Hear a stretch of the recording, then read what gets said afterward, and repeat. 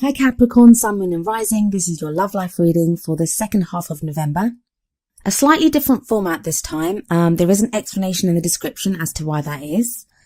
But for now, I'm going to get stuck into your reading. So the overriding energy of your reading is the Emperor. Now Capricorn, this may be you that's taking on this energy. The Emperor is the boss, the father, the authority figure. The Emperor, it's always his way or the highway. And this can be your energy if you're male or female. But it is that very dominant energy. I mean, look at the way he sits in his chair. The way he has his hands clasped in front of him. It's like he knows what he wants. And he's not really willing to change his mind. It can be a very stubborn energy. That's not a bad thing. Sometimes we need the Emperor energy to get us through things. To stand our ground. To help us to do the things that we need to do. So the Emperor can be a very useful energy. While at other times, it can make us be rather inflexible. So only you will know if this energy applies to you or not. It may be that you're dealing with someone that has this energy, like someone that you're trying to reason with or talk to or connect with, and they have a very resolute and very, I keep using that word, but stubborn kind of demeanor, like they're not giving an inch. The card that comes up at the heart of your reading is the Tower. Now that can be a difficult card. The Tower is usually unexpected change that comes into our life. Unexpected. It's usually like a lightning bolt hitting a tower, as in this card, as you can see. I always see that as like what you'd term as like an act of God. Like it's something that we're not responsible for, that in that the universe or spirit or higher power or whatever you want to call it steps in and says like, enough of this. Now for some of you, and you're not going to like hearing this, but for some of you, I feel like you've been rather stubborn about some areas of your life. So those of you that have been stubbornly clinging to something or not wanting to make changes, the Tower energy can now come in and it forces you to make those changes that you haven't wanted to make. For others of you, this may be something that happens around you, unexpected news that you receive, something unexpected that takes place within your love life. And you're going to need the Emperor energy to get you through that. Like you'll need the resolute, confident stubbornness of the Emperor to get through this Tower energy. I mean, if we look at the energies of the past and of the present, typical Capricorn cards we have coming up here. We have the Ace of Pentacles in the past and we have the Two of Pentacles in the present, which is a nice progression from the Ace to the Two. A lot of you, your focus has been on work. I mean, that kind of goes without saying whenever we talk about Capricorns.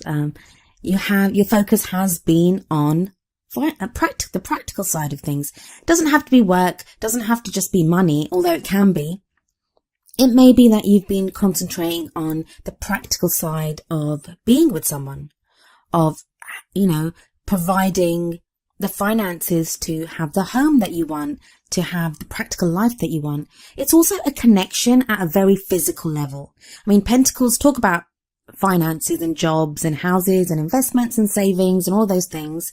But in a love life reading, it also talks about physical connection. I mean, what's more real and earthy than touching someone, being with someone?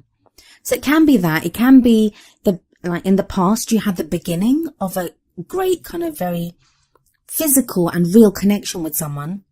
And that's now progressed to the Two of Pentacles. And the Two of Pentacles is all about balance. I mean, look at this woman riding her bike on some very turbulent waters. I mean, that can't be a penny farthing doesn't look like it's the most stable bike in the world anyway, so it'd be difficult to retain your balance on it. But then to have that, to be riding that over turbulent waters, and the sea, the waters here, they indicate emotions, roiling emotions. So it's like you've been trying to keep your balance, or you are trying to keep your balance now, even though there might be emotions that are coming up. And it may be that what's causing those waters to be so turbulent and like wavy as they are here, it may be the Tower. It may be this unexpected news that you receive or are receiving that kind of shakes your world up a little bit and you don't know what to do. For those of you whose focus has been solely on the practical, on work or acquiring money or, And I'm not blaming you. Some of the dearest people in my life are Capricorns. I know how hard you guys work. And one of the reasons you guys work so hard is because you look after so many people. Because you give to so many. And that's why you work extra hard and try to acquire so much, is so you can provide for others. So, I'm not blaming, I understand that. But what I'm saying is that with this energy of the Tower coming in, it may now be telling you that you need to have a bit of moderation in your life. You need to focus equally on different areas of your life. You're not going to just to be able to look at one area. And that's going to be difficult for some of you Capricorns who are so dogged and so determined, who have that Emperor energy. I honestly think that Emperor energy is there indicating a lot of Capricorns. I don't think so much. Some of you, yeah, you're dealing with someone like that. But I think for the majority of you, that's your energy. I always feel like there's going to be like very few actual Capricorns watching the Capricorn video, and it's going to be people that are in love with Capricorns, or people that are in relationship with Capricorns and they're trying to figure them out, and they're the ones watching this. So maybe I should say those of you that are in love with a Capricorn. And that's just something that came to me. But yeah, so for the future energy that's coming in, we have the Six of Swords. This is a great departure from the Pentacles energy that was there, and it may be a reaction to the Tower. Now, some of you will have that unexpected news that you receive, in which case, I see some of you may have to travel. You may have to go somewhere to deal with something because of news that you receive, or because of something that happens. You may need to take charge and take on the Emperor energy. But for others of you, it's a journey. It can be an emotional, an inner journey, going from one place to another, changing what you want, changing how you feel. There is some kind of sadness attached to the swords. Not the kind of worries and sadness that we see in, say, the Nine of Swords or the Ten of Swords. It's not that type of energy, but it's more carrying some emotional baggage with us. And maybe that's what you've been working so hard not to deal with, and now you're kind of forced to deal with it because of the Tower. But that doesn't last long, because you have the Chariot coming in, and the Chariot is balanced between head and heart. It kind of connects back to the Two of Pentacles energy that's around you right now. And that's a very balanced approach. It's like swords are all about mental energy. And you don't really have you don't have any cups coming up here, like for emotions or anything. But the Chariot is a balance between head and heart. So it's not just thinking logically and thinking, I need to do this, which I think is pretty much what the Emperor kind of is. It's also that, what do I feel? What do I want? Some of you are going to be going overseas, or just traveling in general. The Six of Swords can show travel, but then the Chariot can also show travel. Now, for some of you, that can be just, you can drive somewhere like within a few hours, to be with someone, or to have to go and visit someone, or to deal with something. But there may be travel indicated here for some of you at the end of November. The Oracle cards that come up for you, the one from the Romance Angels deck is reconciliation. Someone from your past is returning to your life. For some of you, this is going to be a literal person that comes back into your life, or with all the traveling, maybe you're going to go back into someone's life.